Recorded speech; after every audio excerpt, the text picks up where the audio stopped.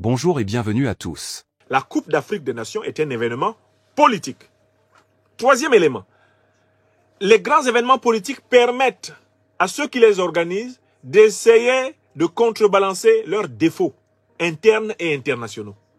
C'est-à-dire que, par exemple, un dictateur, quand il organise une Coupe d'Afrique, il croit pouvoir en profiter pour faire oublier la dictature à sa population. C'est vrai ou c'est faux?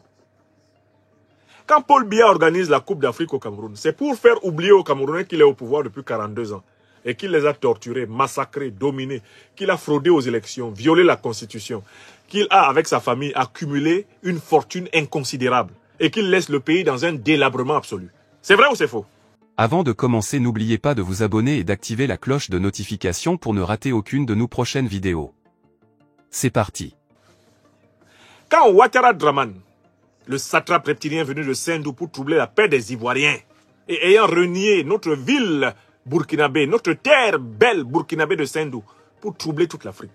Quand ce satrape organise la Coupe d'Afrique, qui d'entre vous peut nier que c'est parce qu'il veut faire oublier aux Ivoiriens que depuis 1990, il les fait souffrir? Ça fait 34 ans. Ça fait 34 ans que les Ivoiriens souffrent de Ouattara Draman. Donc quand il organise la Coupe d'Afrique, c'est pour essayer de leur faire oublier cela et essayer de donner de lui à l'extérieur l'image d'un dirigeant moderne, soft, fair play et intéressant. Ça fait 3 raisons pour lesquelles la Coupe d'Afrique des Nations est un événement politique. Mais comme vous êtes chez le docteur des preuves, je vous ajoute une 4e raison. Si une raison est fausse, vous écrivez sous la vidéo, c'est faux parce que j'aime les négations argumentées ou les affirmations prouvées. 4e raison, les puissances étrangères à l'Afrique profitent de la Coupe d'Afrique pour essayer de se présenter comme des amis de l'Afrique. Les puissances étrangères à l'Afrique profitent de la Coupe de l'Afrique des Nations pour essayer de se présenter comme des amis de l'Afrique. Voilà comment la Coupe d'Afrique des Nations est récupérée par Canal+, elle est récupérée par Being Sport, elle est récupérée par les chaînes occidentales. Et chacun veut montrer comment il aime l'Afrique. Voilà comment ils décrivent bien nos matchs. Ils montrent nos stades, ils montrent la campagne, ils commentent les scores. Je lisais tout à l'heure le commentaire du match Cameroun-Gambie sur le site RMC Eurosport. C'est dithyrambique, c'est amphigourique. Là, tu te rends compte qu'ils nous aiment tellement, les gens de Canal+. Ils nous adorent, les gens de BFM. Astafroulaye. On ne savait pas qu'ils nous aimaient à ce point. Pourtant, les centres d'expulsion des étrangers sont remplis d'Africains qui se préparent à être attachés, menottés, mis dans des avions pour être chassés en Afrique. Pourtant, pour avoir une carte de séjour ici, l'Africain souffre. Il est humilié. Il est chosifié. Il est rienifié. Oui, les mêmes qui aiment la Coupe d'Afrique sont les mêmes qui vont sur CNews, sur BFM TV dire que tous les problèmes de la France, c'est l'immigration. Au même moment où ils envoient leurs journalistes faire leur malin à Abidjan en essayant de nous flatter avec notre Coupe d'Afrique, les mêmes sont en train de faire des lois contre l'immigration à l'Assemblée nationale en France. C'est vrai ou c'est faux?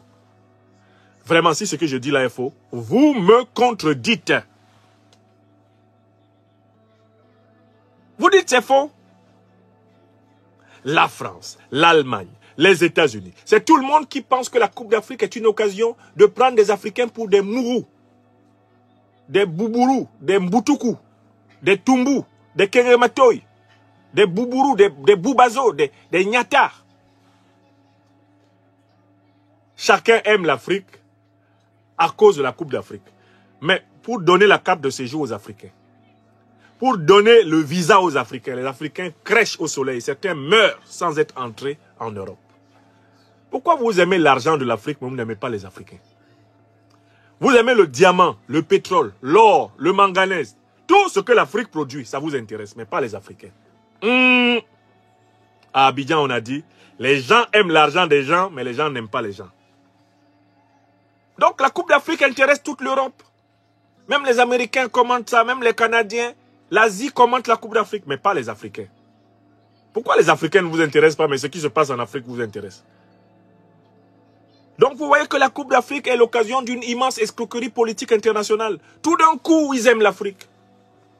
Mais ils aiment l'Afrique sans les Africains. Un grand raciste sud-africain qui s'appelle Forster a dit que l'Afrique sera un paradis quand elle sera débarrassée des Africains. Il était Premier ministre d'Afrique du Sud pendant l'apartheid.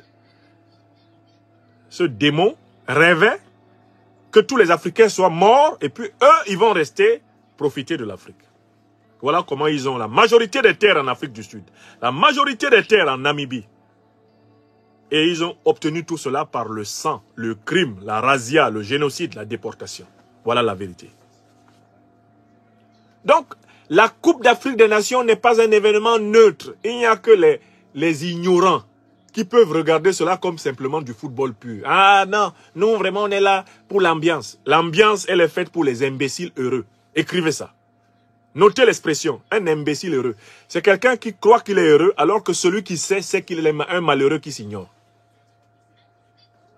Donc cette Coupe d'Afrique des Nations est en réalité éminemment politique. Est-ce qu'on peut écrire ça sous la vidéo, mes amis? Maintenant, vous êtes 2000 personnes sur YouTube, 2000 personnes sur Facebook et vous êtes 500 personnes sur TikTok. Est-ce que nous pouvons écrire la Coupe d'Afrique des Nations de football est un événement éminemment politique? Écrivez ça sous la vidéo. Maintenant, donc, je vais donc tirer les leçons politiques de la Coupe d'Afrique. Parce qu'il y a la politique dedans, pour ceux qui savent voir. Je ne dis pas que tout dans la Coupe d'Afrique est politique. Il y a le sport, il y a le business, il y a la joie, il y a l'ambiance, il y a tout ce qui se passe sur les gradins. D'accord? Mais moi, je suis là pour vous parler du côté politique de la chose. J'ai le droit ou pas? Puisque j'ai donné 4 preuves que un grand événement sportif est un événement politique. Bon. La Coupe d'Afrique des Nations, là, est hautement politique. Première leçon. J'ai aussi noté 4 leçons. Première leçon. Cette Coupe d'Afrique des Nations prouve qu'il n'y a pas de petites nations. Il n'y a que des petites ambitions. Je recommence, première leçon. La Coupe d'Afrique des Nations de football qui se déroule actuellement là, elle est en train de prouver que, en fait, sur la terre là, il n'y a pas de petites nations. Il n'y a que des petites ambitions. C'est-à-dire, si tu te négliges là, c'est comme ça qu'on va te négliger. Regardez les matchs. La Gambie qui fait courir le Cameroun jusqu'à la 90e minute pour égaliser. Regardez les matchs. Le Sénégal, qui pendant longtemps était un pays footballistiquement inférieur au Cameroun, qui le frappe sec, 3-1, sans pitié. Regardez. La Guinée équatoriale, qui sort de la forêt là-bas. On ne connaît même pas le nom d'un joueur équato-guinéen, qui récupère la Côte d'Ivoire à Abidjan, qui récupère la Côte d'Ivoire au stade Alassane Dramane Ouattara et qui chicote la Côte d'Ivoire sec, 4-0.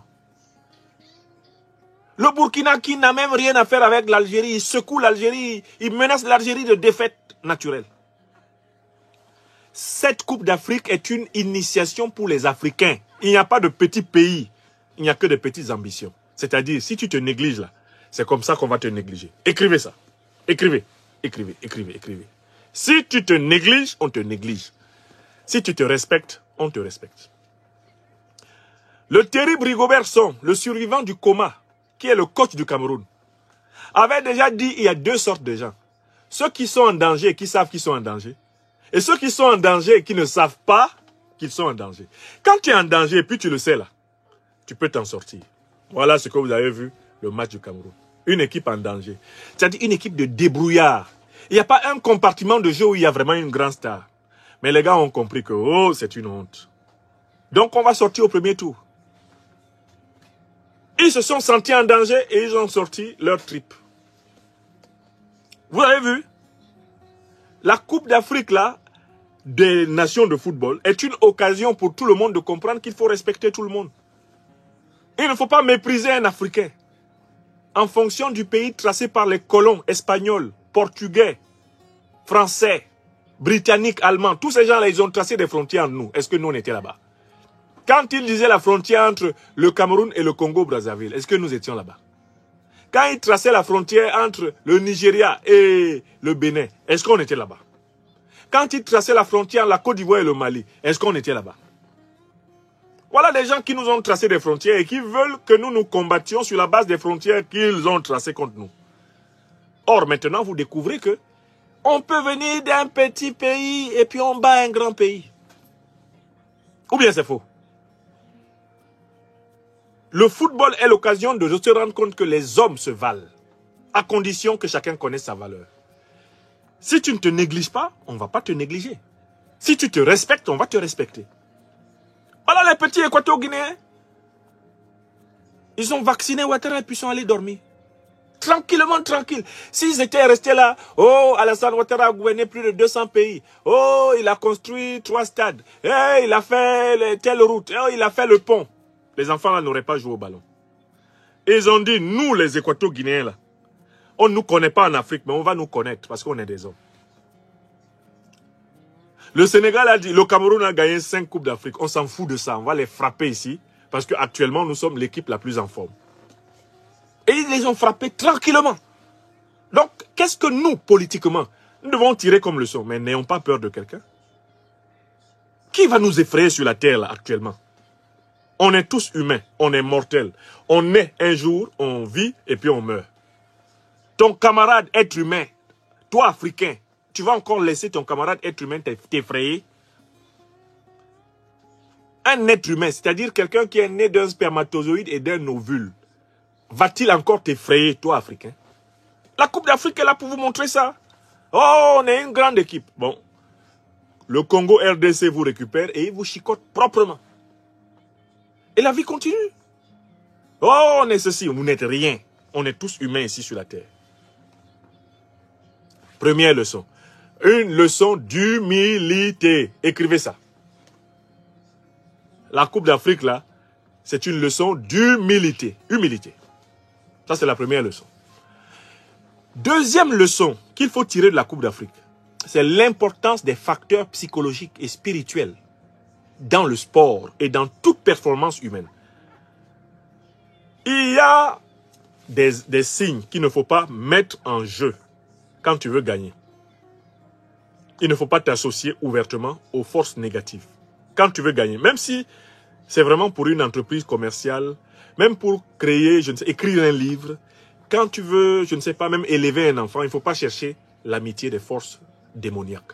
Il ne faut pas chercher l'amitié des forces négatives. Je vais vous donner un exemple qui vient de la Coupe d'Afrique. J'ai dit, oh, Anthony Blinken, le secrétaire d'État là, qui lui a dit d'aller dans notre stade en Côte d'Ivoire pour regarder le match des éléphants? Je recommence la question parce que on m'appelle le docteur des preuves. Quand je vous dis, il ne faut pas associer un esprit maléfique à un projet positif.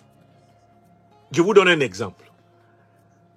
La Côte d'Ivoire a un match important à livrer contre la Guinée équatoriale. Un match décisif pour sa qualification. Anthony Blinken, secrétaire d'État américain, chargé des affaires étrangères, est en visite en Côte d'Ivoire. Qu'est-ce qu'il va faire au stade? Est-ce que ce monsieur sait qu'il représente la négativité? Est-ce qu'il sait qu'il représente les forces obscures? Est-ce qu'il sait qu'il représente le mal pour l'Afrique?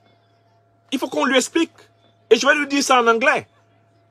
L'Afrique est déstabilisée depuis 2011 parce que les Américains de Barack Obama, les Britanniques de David Cameron et les Français de Nicolas Sarkozy de Nagui Bokcha, dans le cadre de l'alliance de l'OTAN, ont envahi la Libye, l'ont bombardé pendant 6 mois, ont tué Kadhafi, volé ses armes, volé son or, l'or de son pays, et ils ont armé les 2 organisations terroristes, Al-Qaïda et l'État islamique, qui ont attaqué tout le Sahel, qui ont attaqué toute l'Afrique jusqu'aujourd'hui. Et cette déstabilisation de l'Afrique a été organisée officiellement, publiquement, par les États-Unis d'Amérique, la Grande-Bretagne, la France, l'OTAN. Donc Blinken représente une puissance assombrie, une puissance maudite pour les Africains. Tout Africain normal maudit l'action militaire américaine en Afrique, parce qu'elle nous a provoqué des milliers, des dizaines de milliers, des centaines de milliers de morts. Et puis ce sont les mêmes qui sont en train de soutenir Israël pour massacrer des dizaines de milliers de Palestiniens au moment où nous parlons. Donc quand Blinken, lui là, il vient à Abidjan, je ne sais pas ce que Ouattara et lui se sont dit, mais surtout Ouattara lui a demandé d'installer une base militaire américaine en Côte d'Ivoire pour se protéger. Ça là on sait. Puisque Alassane Ouattara c'est un dictateur, il a peur d'être renversé à tout moment. Donc il appelle toutes les puissances occidentales à installer des bases militaires en Côte d'Ivoire pour protéger son pouvoir volé. Ça là on sait. Mais Blinken ne pouvait pas finir ça, monter dans son avion, aller chez lui. Qui l'a envoyé au stade? Et le stade s'appelle Alassane Ouattara. C'est-à-dire un stade maudit par le nom du stade. Quand un type maudit va dans un stade maudit, ça donne une malédiction. Il y a une affaire très célèbre en Côte d'Ivoire, pour ceux qui ont vécu dans les années 90. Je me dois de la rappeler. Ça a coûté une fessée à un journaliste, paix à son âme. Et paix à l'âme de celui qui a ordonné sa fessée. La SEC Mimosa, grand club ivoirien, jouait en 1995, au mois de décembre, la finale de la Coupe d'Afrique des clubs champions. La SEC avait fait match nul à l'aller contre le club sud-africain Orlando Pirates.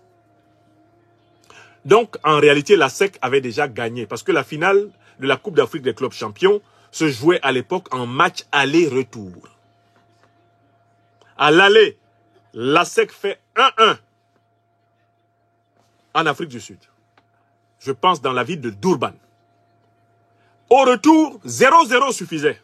Et la SEC était champion d'Afrique.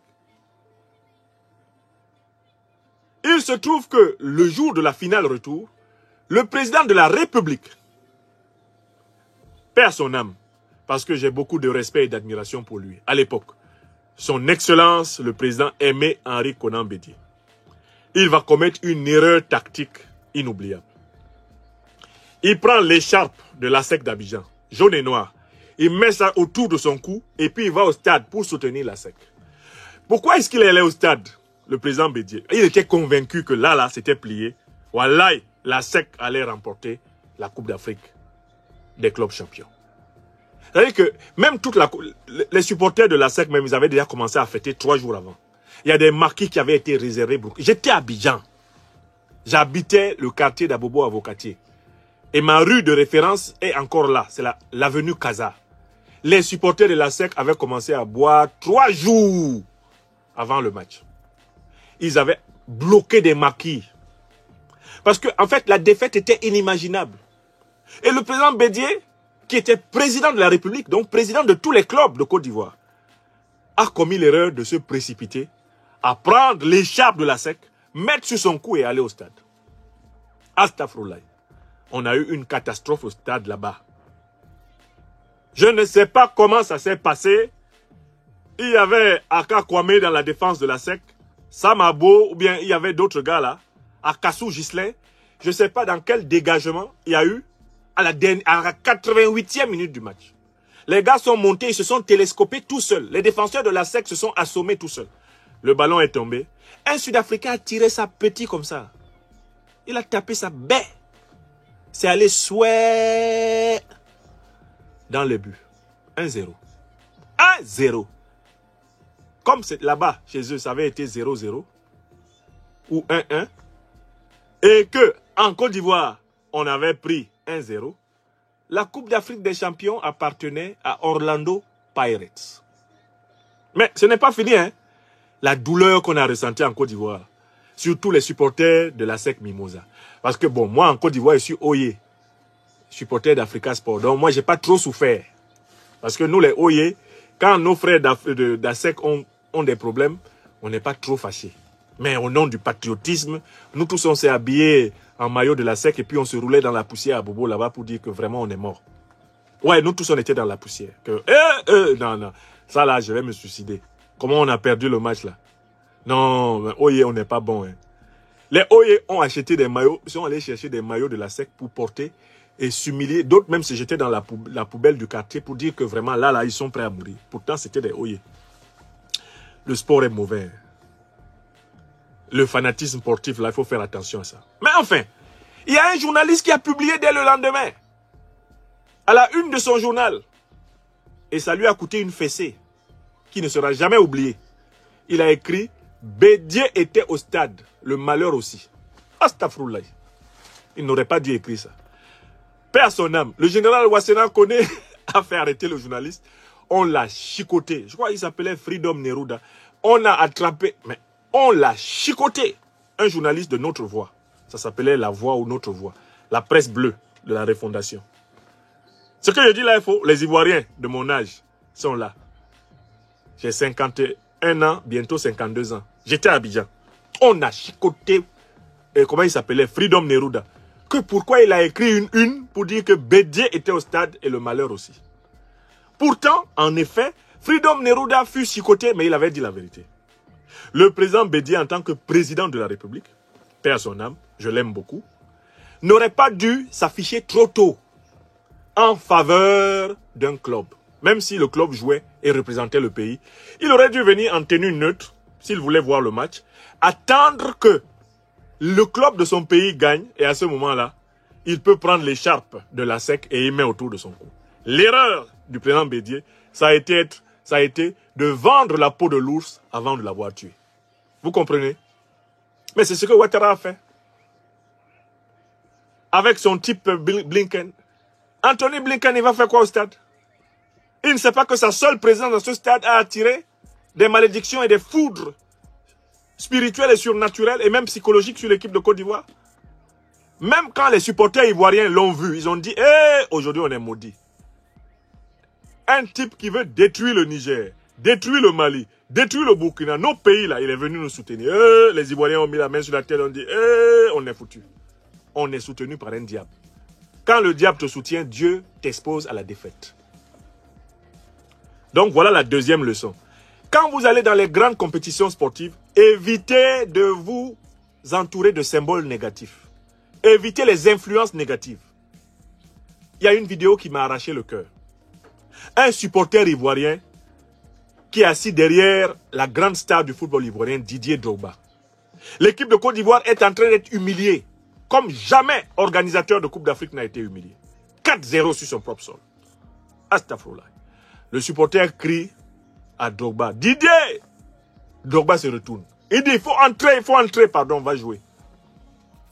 Cette scène-là est très profonde. Elle a une signification politique. Il faut qu'en Afrique, ceux qui doivent diriger les choses, dirigent les choses. Le fiasco actuel de l'équipe nationale de football de Côte d'Ivoire a commencé quand on n'a pas pu reconnaître que Didier Drogba était le mieux placé pour diriger la fédération. Écrivez ça.